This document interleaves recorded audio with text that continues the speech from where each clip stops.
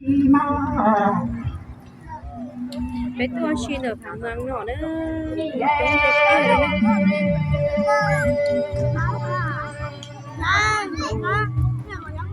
tua xin đó nó thở thế nào cái nhỏ có tốt chọc nhá chị tưởng là chúng cơ chúng nó này nhỏ mong chúng thiên được có hẳn cơ chúng nó lỡ qua lên này chỉ cú của nhỏ chúng nó chỉ cú nhá nó chơi là bà khán được hả không chỉ cơ nó mò bên tua nè con nó thêm mò làm bia đi đồng say không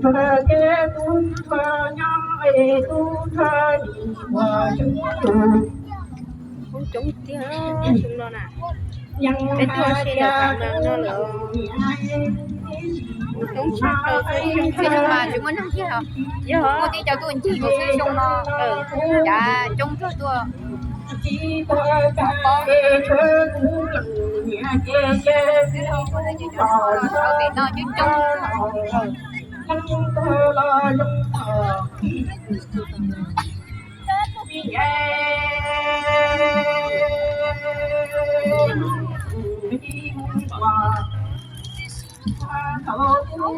nhà đi tu cất là thơ qua ta thơ em đi tu thơ chân a tia tu lặng nhà em đi cây thơ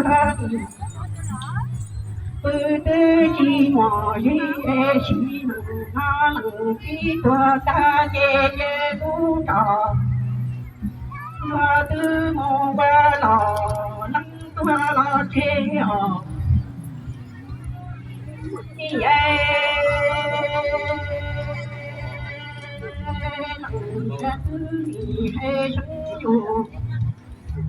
yang ha cha bi tu hoa chi tu cha e shi na yu na yu e ni thơ châu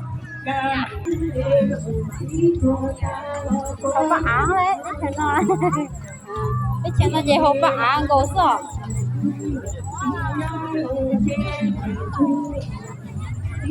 ô chúng tiệt tiêu đó chẳng nó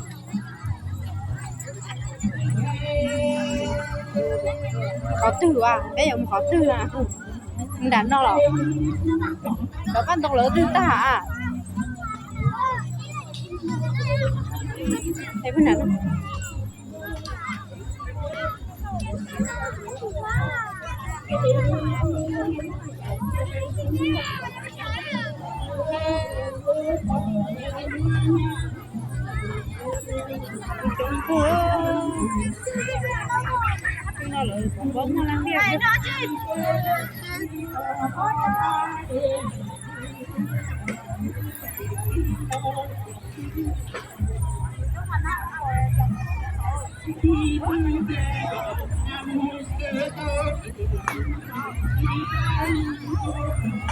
kalau dia tu tak, bagi tak lah ho.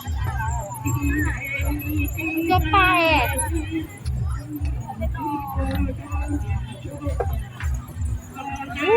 Macam kecil lo.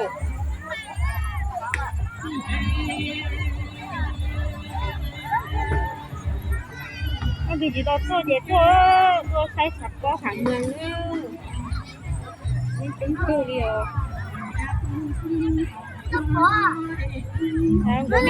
Đang ngồi phía cho con lô đi té à. Nó lủng cô trâu cả.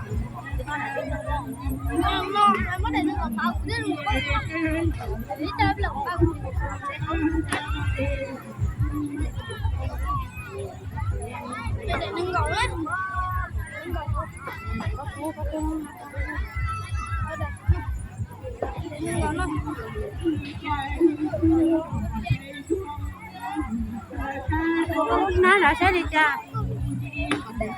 Chị sẽ ná mà nhân gì rồi ná chị. Nếu tia nếu bỏ mà nhân lúa nếu sao nữa mình gửi lúa này. Bên gì cũng đã là mua cái đàn nó. Rồi đi cha à. Mày nhân lúa ướp một mấy xeo mua xe cho gì chậu hết đó mà. Nữa tia là mấy lúa sẹn tờ nó. Sẹn tờ. Má nó sống ghê. Lúa này giờ lên chơi cái nè. Nó bây giờ chi số. Đừng có hám kì kì lỡ mò đây lỡ mò hắn kỳ kỳ nên chỉ giống nhà hồ sập không à giờ em muốn gì ta làm mình đã em muốn ta kỳ kỳ bớt tới làm phải kỳ ha lấy như mọi luôn ý sản tờ không muốn đi mà nhớ cái này không có thích con nên nó có tay này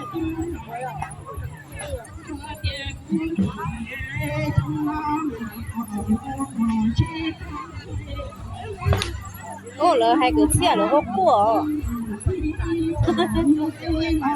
lỡ cho hai lỡ tôi xe đi